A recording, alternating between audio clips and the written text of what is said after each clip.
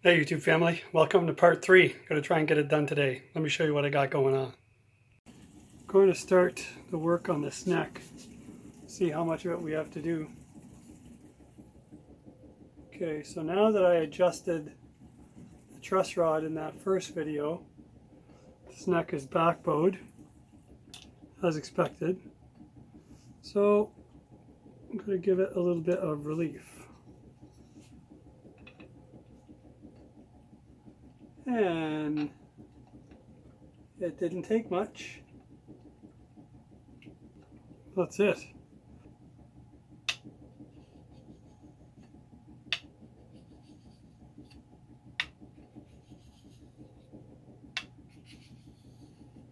Wow. So far, perfectly level.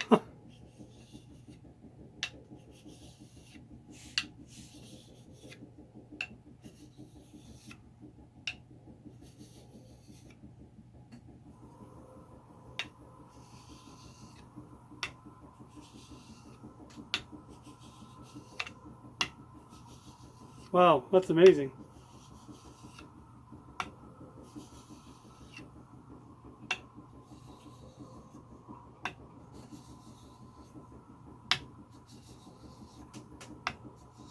What? So mine has perfectly level frets, Mike. How about yours?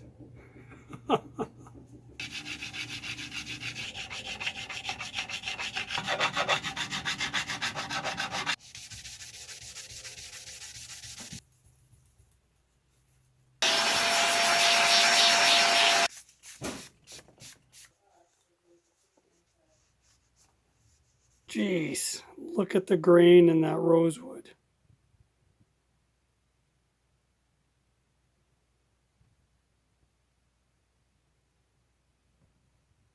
Look at that.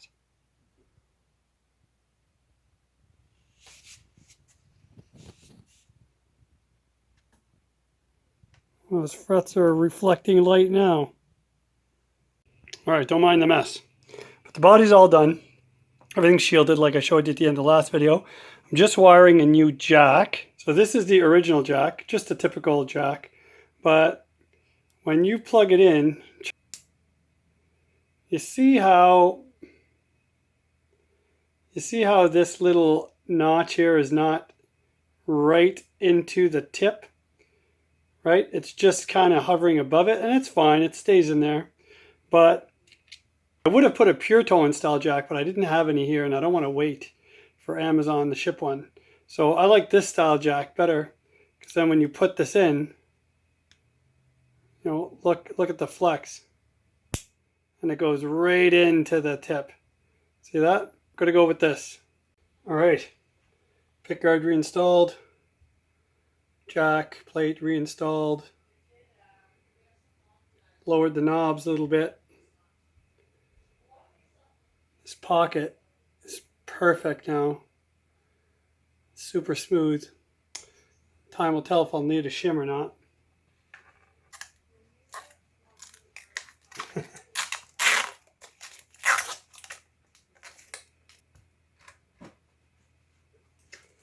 We are getting close. It's all together.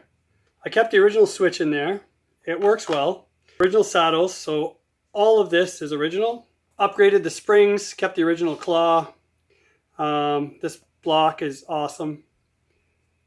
These shims worked out great for these screws. And check out this fretboard. Wow. You could barely see those, the fret markers, when I got the guitar because the neck was so dry. And now that it's conditioned, they really pop. They stand out. And those frets turned out great.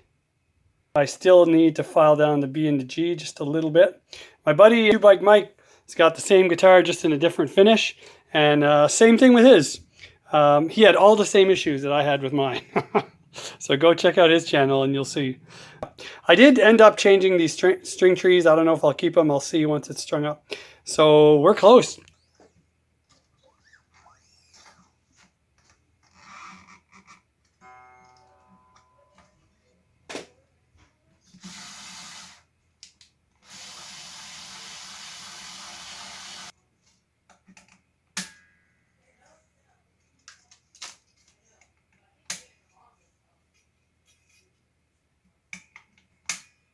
All right, just got the strings on. Check out that string alignment. Look at that, dead center on every magnet. Awesome. All right, it's finally done. Got some different string trees. And yeah, one of them is angled a bit because they didn't drill the holes directly in the middle of both strings with their other string trees. They were off. And I didn't want to drill any other holes in the headstock, so I just used them. But now the break angle is not as dramatic as it was with the other string trees, so it's good. I had to file 2 nut slots, the B and the G, to get them down. The action turned out fantastic. It's nice and low. I had to install a small shim at the front of the neck just to get the height right. The saddles are pretty much exactly like they were when I first got it, but now there's no issue. The bridge is almost flat to the body. It's coming up a little bit. There'd be like a credit card width through there. I got 3 springs in the back. I had to replace all 3 springs because factory springs are just too weak to hold tune. A cool little guitar, but I think their first run, they're going to have to tweak a few things. And if you get one of these, if they're all like this, you're going to have to do some work. But the guitar is not perfect as far as fit and finish goes. There's a little gap right here, in front of the bridge. You can see a little, it's not super tight along the pocket, but the neck fits in the pocket really snugly, at the heel right here. So it's good. And string alignment is absolutely perfect. I'm going to bring up like a little 4th and 5th kind of bar blues thing. And I want to use this at a gig, so I have it tuned to E flat. So I'll just kind of press play on my phone. It says Jimi Hendrix blues style, good enough. We'll use that. I'll go through the cleans, every bar, like I'll switch the pickups if I remember. And then I'll go through some overdrive, and then I'll put on some high gain. And it'll all be the same licks because I only know a few.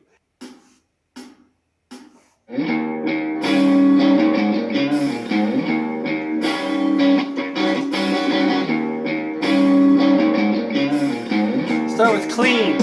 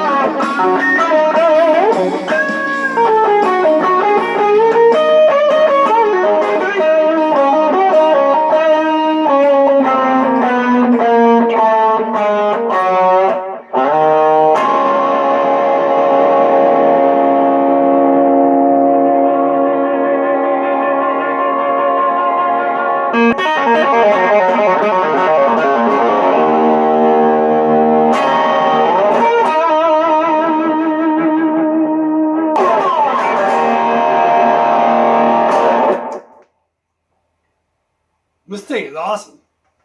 This thing plays great. This is just for my buddy, Birdman. Bottom coil, upper coil, split the pot. No more upper coil, well, just a little bit.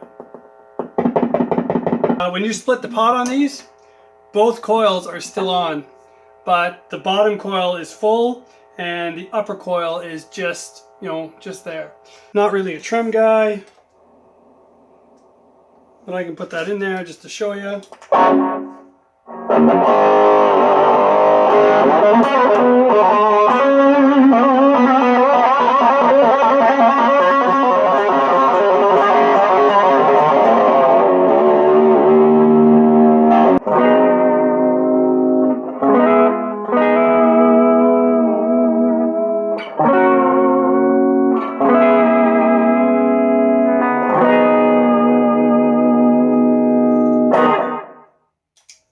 Works great. And if they can get this to be as tight fit and finish wise as all their Gibson style models, woo, these are going to be nice. This took hours. Like, it took a long time to sort out all this stuff, figure out the problems, find the issues, find a correction for these issues. So yeah, it took the better part of the weekend on and off. Probably if I were to add up all my hours, it was a good 8, I'd say. 8 hours, picking at this and playing and picking and playing and working on it and taking the neck off. And so yeah, a lot of people don't want a guitar to play a gig with. They just want a guitar to play at home, something that's comfortable, that looks good. And out of the box, this wasn't really it. It was so hard to tune, but with some tweaks, man, this is great. I'm gonna play this at my gig next weekend, and I'll try to get some shots so you can hear it in a band setting. I know a lot of people are looking at these and are wondering, oh, should I get one? Well, now you know. You know what? I got a Mexican Strat there. I got a John 5, kind of a higher end Squire body that I totally modded with Joe Barden pickups and a graphite neck, Fender locking tuners. And those guitars, although they're brand names, needed just as much work and refinements as this one did. Slapped together in a factory. I don't care what the brand name is on the headstock. The guy putting your guitar together doesn't care about you. Right? He cares about Friday, 5 o'clock and his paycheck. And he's got bills to pay and he's got stuff to do. He doesn't care about me. He doesn't care about you. So unless you have a custom order and they're building this guitar for you, with you in mind, to your specs, there's going to be issues with it. I don't care what the brand name is and I don't care how much you pay for it. The saving grace of buying a guitar in a store is that hopefully there's someone in that store who's actually passionate about what they do, and they've unboxed that guitar, they've set it up, put new strings on it, intonated it, whatever. So when you come in and you see that $3,000, axe on the wall, and it's just it's fantastic, and it should be at that price. There is no issue with buying an Amazon guitar. And just for the record, Amazon doesn't make guitars. Amazon, eBay, Reverb, Guitar Center, right? These guys don't make guitars. They just sell them. They're just a platform to move product. And these guitars are made by WestCreek guitars and they're sold on the Amazon platform. But it's not an Amazon guitar, right? You have a 30-day trial period. You can't go in the store, try it out, but you can order it, try it, send it back. It costs the company money when people do that. But I guess that's why people like me and other guys out there are doing these videos, to try to educate you on what you're buying before you buy it. I know I do. I go to you guys on YouTube all the time, or when I'm looking at pedals, looking at amps, speakers, whatever. I rely on you guys for your honest opinion. So if you like what you see, great. If you don't like what you see, that's fine too. You don't have to spread hate. Just, move on, watch another video. That's it. So you guys take care. God bless. This is the WestCreek JX-20. Keep rocking your 6-string. Don't worry about the name on the headstock. If you like it, it's a good guitar. Take care, guys. Until next time.